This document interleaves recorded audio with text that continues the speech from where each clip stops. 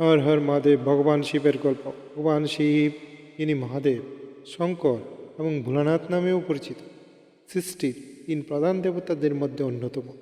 শিব হলেন ধ্বংস এবং সৃষ্টির দেবতা। তার জটায় গঙ্গা বিরাজমান, তার গলায় সাপ, কপালে তৃতীয় চোখ যা তাহার ঐশ্বরিক রূপকে নির্দেশ করে। এই প্রসিদ্ধ কাহিনী অনুসারে সমুদ্র মন্থনের সময় লাহল বিষ বের হয়েছিল, যা সমগ্র সৃষ্টিকে ধ্বংস করতে পারে।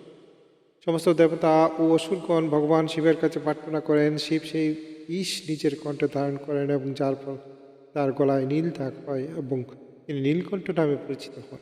শিবের পরিবার ও তার ঐশ্বরিকতাকে প্রতিফলিত করে। পার্বতী, তার পুত্র গণেশ, কার্তিক ও নন্দী তার পরিবারের বিশেষ অংশ। শিব তার সরলতা ও ভক্তির জন্য বিখ্যাত। শুধু 1 লিটার জল নিবেদন করলেও তিনি সন্তুষ্ট হন। শিবরাত্রিতে তার ভক্তদের জন্য একটি বিশেষ দিন, যখন তারা শিবলিঙ্গে জল, বেলপাতা ও ধূত্রা নিবেদন করে তার পূজা করেন। হর হর মহাদেব। হে মহাদেব, সবার মঙ্গল করুন।